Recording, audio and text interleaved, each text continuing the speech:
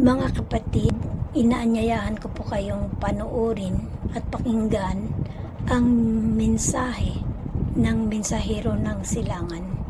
Mga video na kung saan nabuksan ang aking diwa at nasagot ang napakarami kong katanungan.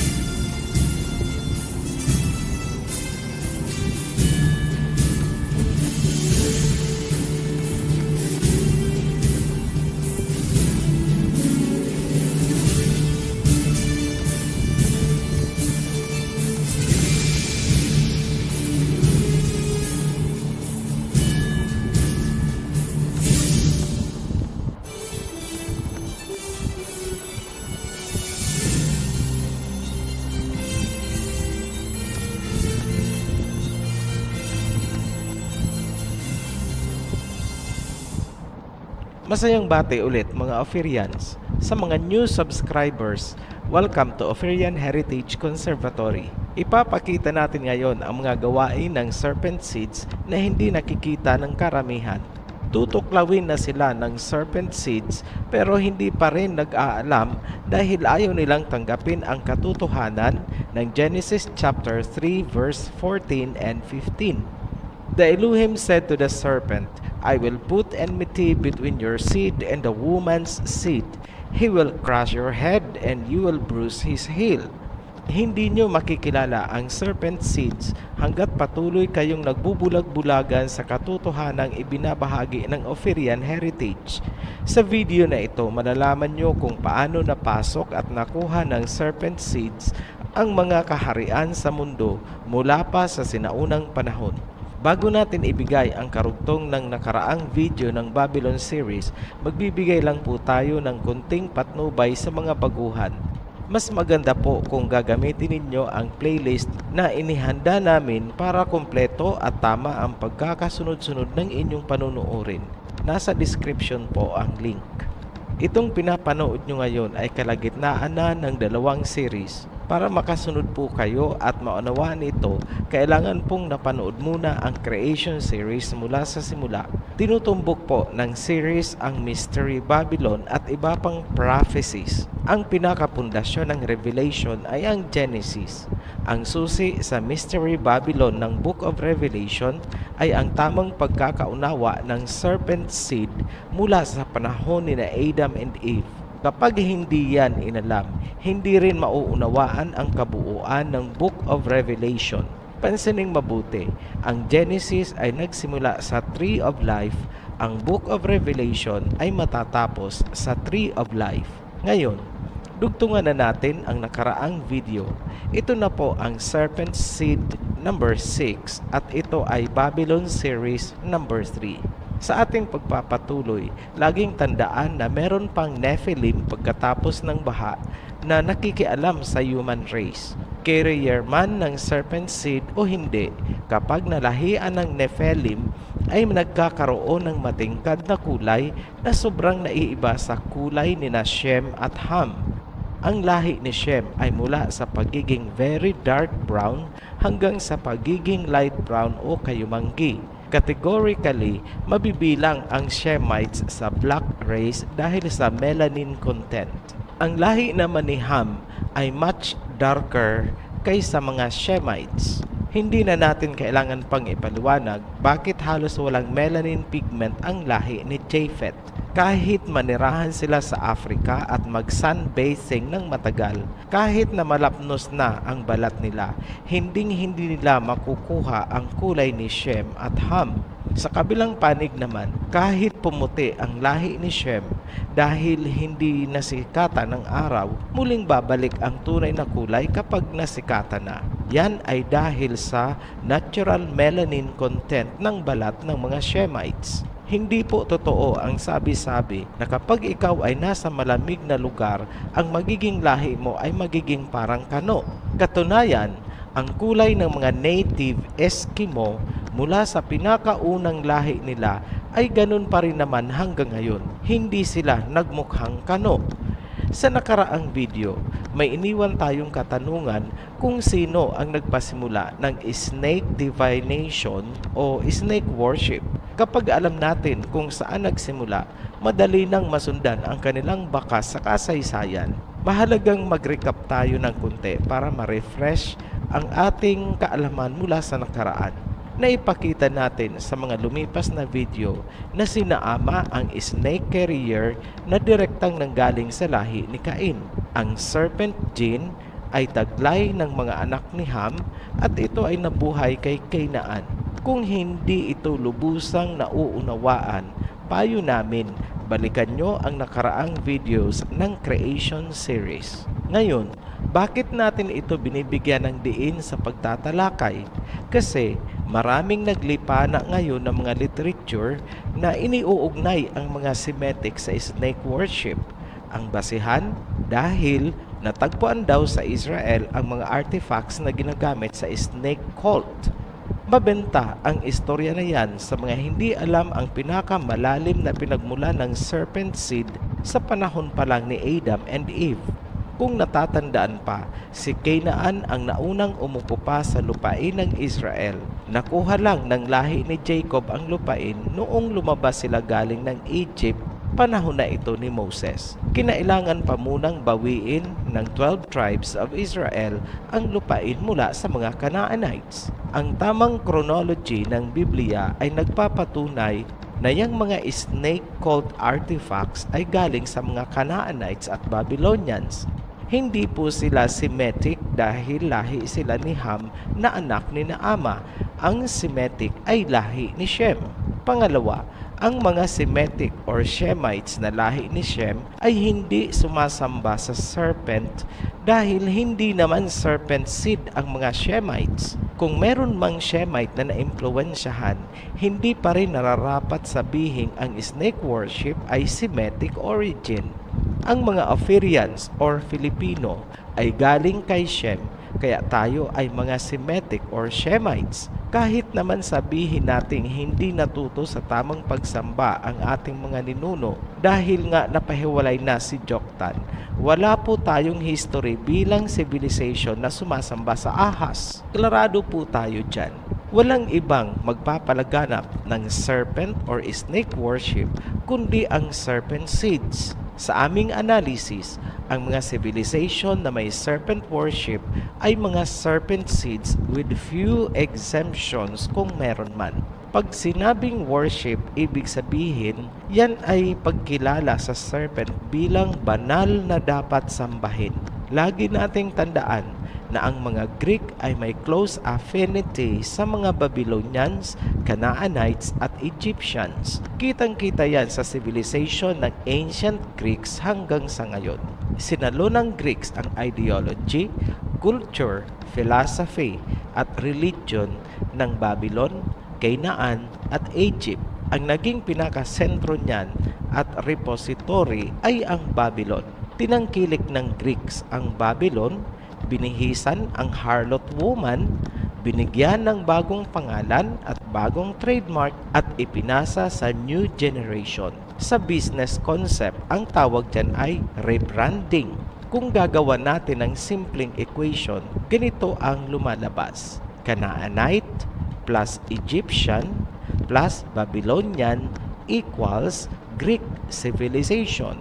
Mula naman sa Greek, isinilang ang civilization ng Europeans kasama na ang Australians and Americans. Itong mga Australians, kahit nakatira na sila sa teritoryo ni Ham, hindi pa rin sila maituturing na lahi ni Ham dahil sila ay mga estranghero lamang sa lupain. Lahi pa rin sila ni Japhet. Ophirian, bakit naman tila masyado kayong focus sa mga Greeks? Meron pong dalawang mabigat na dahilan. Una, Sila ang nag-translate ng Old Testament mula sa Aramaic Hebrew dialect papuntang Greek. Ang original New Testament naman daw ay nasusulat sa Greek. Lahat ng iba't ibang versions ng Biblia na hawak ng iba't ibang relihiyon ay galing na sa kamay ng mga Greeks. Nararapat lang na busisiin ang laman ng Biblia, baka mamaya Greek gods and goddesses na ang sinasamba ng sangkatauhan. Ang pangalawang dahilan, bakit tayo nag-focus sa mga Greeks? Kailangan nating masundan kung saan napunta ang serpent seeds matapos malusaw ang kanilang pugad sa ancient Babylon. At saan naman sila pumunta noong nalusaw din ang ancient Greek civilization? Sino ang kumupkup sa harlot woman? Kapag nasundan, sakalang lilinaw ang sinabi sa sumpa na I will put enmity between your seed and the woman's seed. He will crush your head and you will bruise his heel. Ibig sabihin, magkakaroon ng banggaan ang dalawang human race, serpent seeds versus seeds of the woman. Lagi pong mag-clash ang dalawang yan na sinimulan ng pagpatay ni Cain kay Abel. Gantihan yan hanggang sa dulo ng panahon on a global scale. Sinabi din yan sa Matthew, nations shall rise against nations. Ibig sabihin, ang mga nations na pinamumunuan ng serpent seeds at nations na pinamumunuan ng woman's seeds ay laging maglalaban hanggang sa dulo ng panahon. Yan ang inilalarawan ng Book of Revelation. Mapipigilan ba natin? Hindi. So bakit pa natin inaaral itong prophecies mula sa Genesis kung hindi naman pala mapipigilan? Simple lang po, para alam natin kung saan tayo dapat lumugar. Hindi po natin hangad na magkaroon ng pagkakahati-hati ang sangkatauhan. Ngunit, ihayag man natin o hindi ang ating nalalaman, ang sumpa ay nangyayari na noon pa hanggang ngayon at hanggang sa darating na panahon. Ang nakasulat ay matutupad sa ayaw natin at sa gusto. Balikan natin ang serpent divination o worship na ginagawa ng serpent seeds. Magsimula ulit tayo sa pinakamatandang civilization sa Fertile Crescent pagkatapos ng baha. Canaan at Mesopotamia ang focus natin muna. Maraming artifacts na ginagamit sa serpent cult or snake worship ang natagpuan sa Canaan at mga lugar sa Israel na inukupan ng lahi ni Canaan bago pa man dumating doon ang mga Israelites. Dalawa ang natagpuan sa Megiddo, isa sa Gezer, isa sa Sanctum Sanctorum ng Area H Temple ng Hazor, at dalawa naman sa Shechem. Iisa ang sinasabi ng Bible, History, and Archaeology. Ang mga lugar na yan ay inukupan ng mga Canaanites bago pa man dumating ang mga Israelites. Wala pong kinalaman ang mga Shemites o Semitic sa snake worship. Ngayon, may history ba ng hidwaan sa pagitan ng Canaan at lahi ni Shem? Yes, meron. Inagaw ng mga Canaanites ang lupain ng Israel at nagkaroon ng sagupaan sa pagitan nila noong panahon ni Joshua matapos makalaya ang mga Israelites mula sa Egypt. Kung ganon, natupad na naman ang sumpa. I will put enmity between your seed and the woman's seed. He will crush your head and you will bruise his heel. Pumunta naman tayo sa Egypt. Kung naaalala pa, ang Egypt ay nagmula kay Mizraim na anak ni Ham. Ibig sabihin, kapatid ni Mizraim o Egypt si Canaan. Mga serpent seeds ba sila? Yes, dahil anak sila ni Naama. Kaya huwag kayong magtataka kung bakit inalipin ng Egypt ang Israel ni Shem habang inagaw naman ng Canaan ang lupain ng Israel. Kumbaga, pinagtulungan ng magkapatid na serpent seed ang mga Israelites. Ngunit, huwag niyo munang husgahan agad ang lahi ni Ham, pababa kay Mizraim at Cush dahil sa paglipas ng panahon, bandang huli, ang Israelites ay kumanlong sa lahi ni Cush sa Africa. Tandaan po natin na ang serpent genes ni Ham ay dormant o recessive dahil diluted na ito ng genes ni Noah. Yung galing kay Canaan ang naipasa sa Babylonians na active. Ngayon, ano naman ang proof na nagkaroon nga ng snake worship at divination sa Egypt? Ang cobra ay sinasamba ng mga Egyptians. Ang cobra ay hindi lamang nauugnay sa sun god na si Ra, kundi sa iba pang mga gods gaya ni Wadjet, Renenotet, Nehebkau, at Meretseger. Sino si Wadjet? Siya ang patron goddess ng Egypt na kadalasang inilalarawan na isang snake na may ulo ng babaeng tao. Ang Per-Wadjet City ay dedicated sa pagsamba kay Wadjet at sa kanya rin ipinangalan. Ang simbolo ni Wadjet na tinawag na Ureus ay matatagpuan sa royal crown ni Ra at sa headdress naman ng Pharaoh. Tandaan niyo po, itong Ra ay God of the Sun. May kaugnayan yan sa sun worship na tatalakayin natin ng hiwalay. Ang isa pang God na may kinalaman sa serpent worship ay si Meretseger at nauugnay naman kay Osiris, ang God of the afterlife ng mga Egyptian. Ang ibig sabihin ng Meretseger ay she who loves silence. Kung kaya siya ay itinuturing na goddess ng mga libingan. Malaki po ang naging epekto nitong sina Ra, Osiris, Amon, Horus at iba pang mga gods and goddesses sa modern day religions. Mag-integrate na po tayo ng information tungkol sa Egypt. May pyramid ba ang Egypt? Of course, yes. May mga obelisk? Yes. May serpent worship? Yes.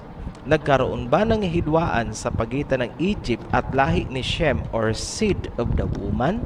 Yes. Inalipin ng mga Egyptians ang mga Israelites. Kung ganon, nagkaroon na naman ng katuparan ang sumpa ng Genesis. I will put enmity between your seed and the woman's seed. He will crush your head and you will bruise his heel. Ngayon, puntahan na natin ang Mesopotamia. Huwag po kayong malito.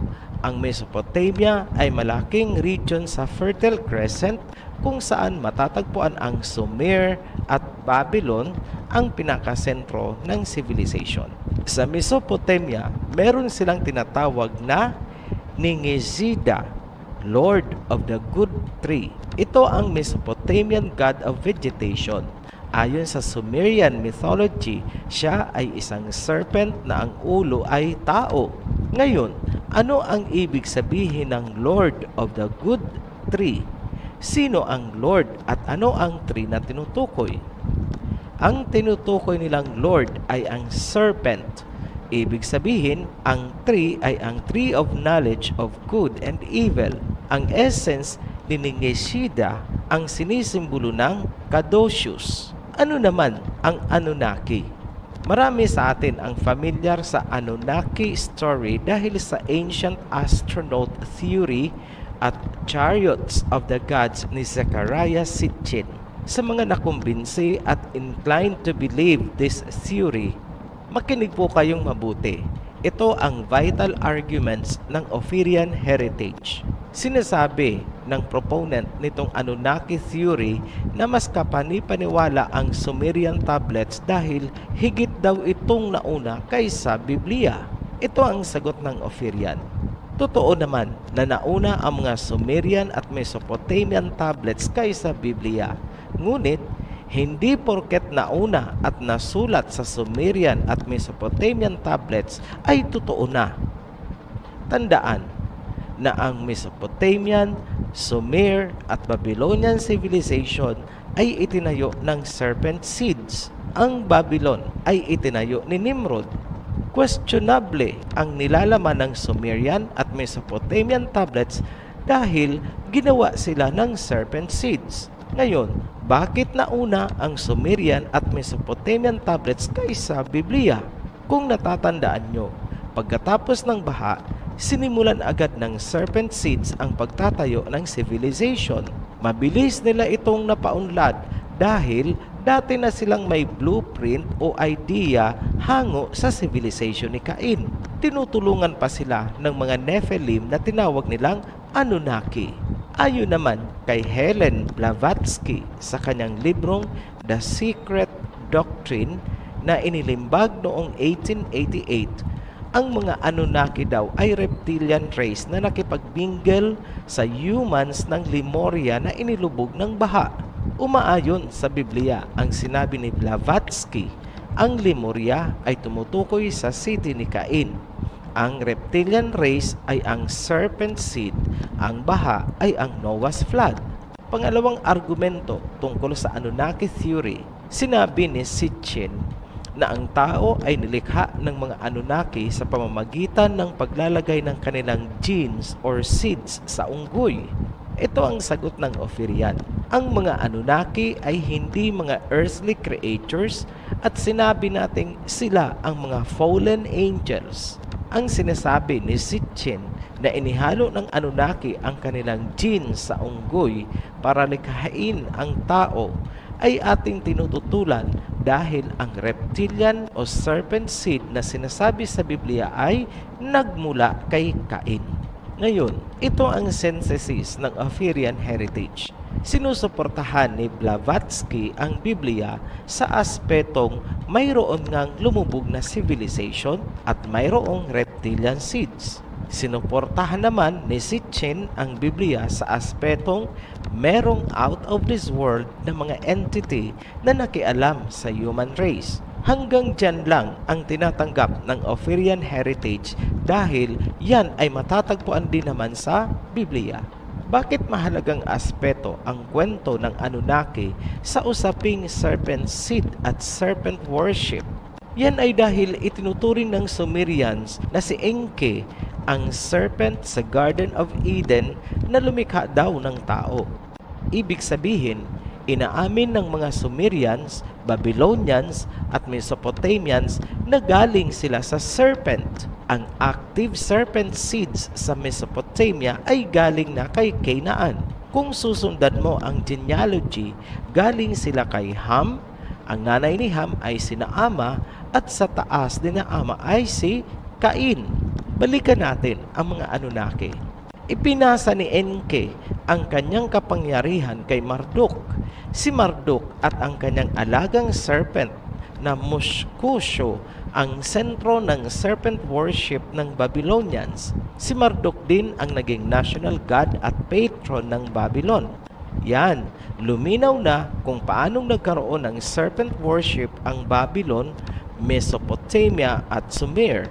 Ngayon, paano ginagawa ang serpent worship at festivities sa Babylonian civilization? Kada taon, ang priest ay nag-aalay ng 2 carved snake sa god of wisdom na si Nabu sa Itemenanke Ziggurat. Maliban dyan, ang mga Sumerians at Babylonians ay may diyosa ng pag-ibig, pagtatalik at pakikidigma. Ang pangalan ng diyosa ay si Inanna. Ang tawag naman sa kanya ng mga Akkadians ay Ishtar. Sa Greek naman ay Aphrodite. At pagdating sa Rome ay naging Venus. Iisa lang po ang pinanggalingan niyan, si Inanna or Ishtar, kung saan ipinangalan ang Ishtar Gate ng Babylon. Meron ding isang terracotta relief mula sa panahon ni King Hammurabi, 1792 hanggang 1750 BCE. Ang tawag dito ay Queen of the Night at pinaniniwala ang depiction ito ni Inanna. Ano ang ginagawa ng mga priestess ni Inanna or Ishtar? Sa panahon ng sikretong pagriritual, ang mga priestess ni Inanna o Ishtar ay nagsusuot ng scarlet na kulay ng damit. Sila ay makikipagtalik sa mga hari at mga dignitaries mula sa iba't ibang bansa upang magkaroon ng mga anak sa hari. Ang mga anak ng priestesses na ito ang naging future kings and queens ng mga makapangyarihang bansa. Itinuturing silang royal serpent bloodlines. Kung medyo mabilis po kayong mag-isip, ngayon pa lang, mapapag-ugnay nyo na kung paanong nakontrol ng serpent seeds ang pinaka-powerful na mga bansa. Simple lang, Ang serpent seed na anak ng mga priestesses ang naging tagapagmana ng kaharian. Yan ang trabaho ng mga priestesses ni Inanna. Kung titingnan sa isang aspeto, para na rin nilang nasakop ang isang bansa dahil ang magiging hari ay Babylonian. Dahil naiintindihan nyo ang serpent seeds, ngayon pa lang natatanaw nyo na ng malinaw ang Book of Revelation kahit nasa Genesis pa lang tayo. Ang gawain ng mga priestess ng Babylon ay tugmang-tugma sa sinasabi ng Book of Revelation chapter 17 verse 2.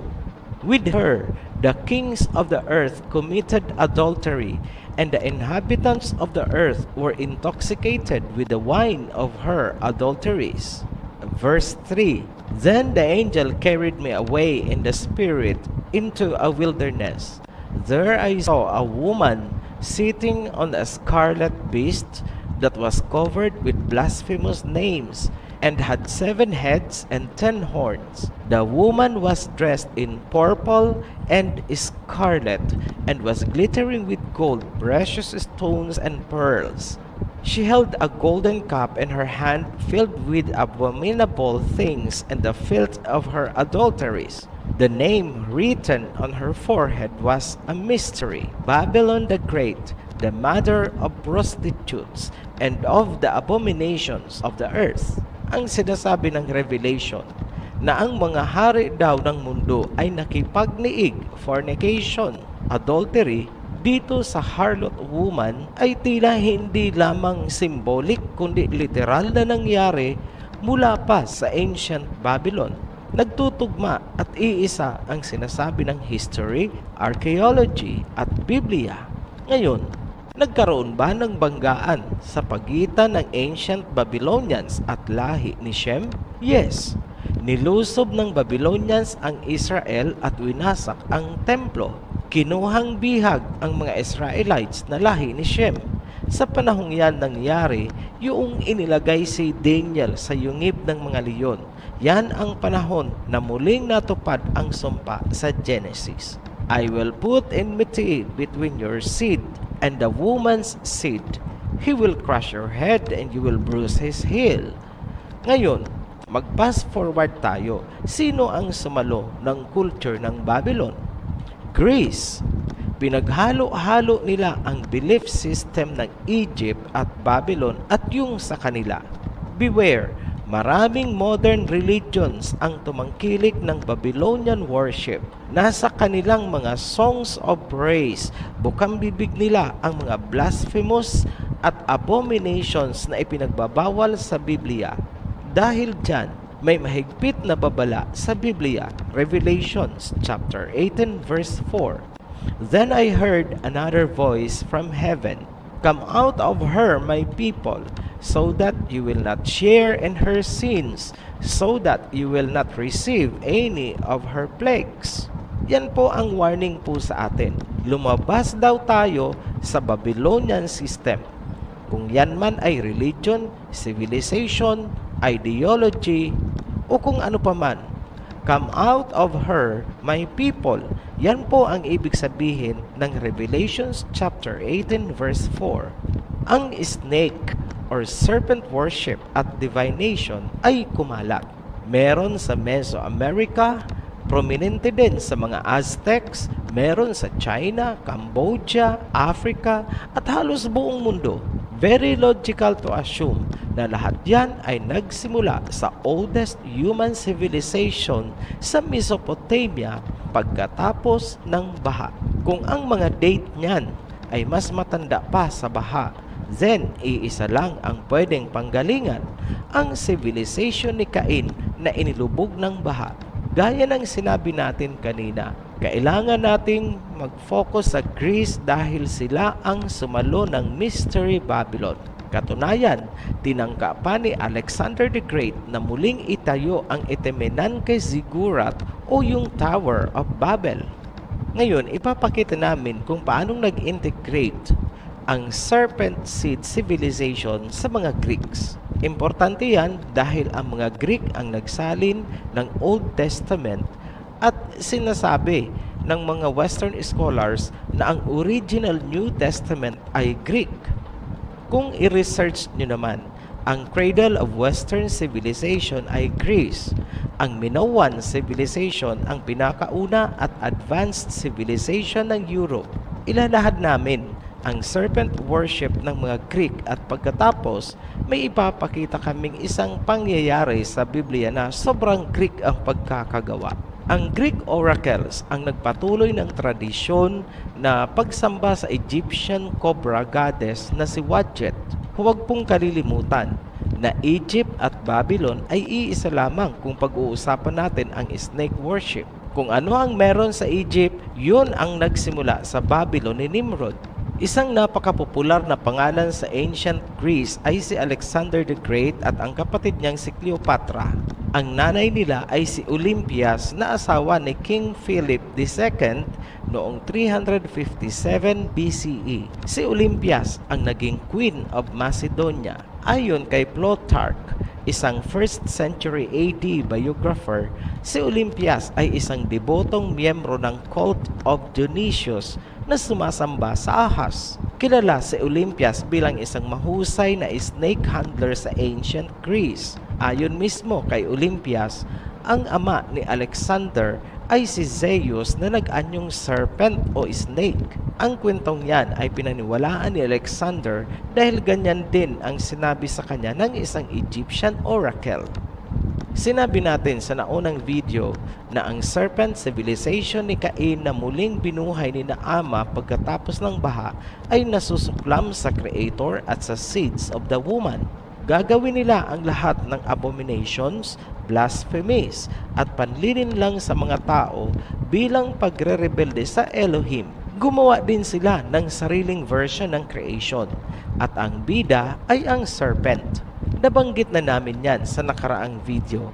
Ngunit bilang pagbibigay diin sa ginagawa nilang snake worship, muli naming babanggitin dito. Sinasabi ng mga Greeks na ang serpent ang nagbigay ng kaalaman sa mga tao upang makalaya sa sakim at malupit na iluhim. Para sa mga Greeks, ang serpent ang nagbibigay ng kalayaan, karunungan, kagalingan at kaligtasan para sa sangkatauhan.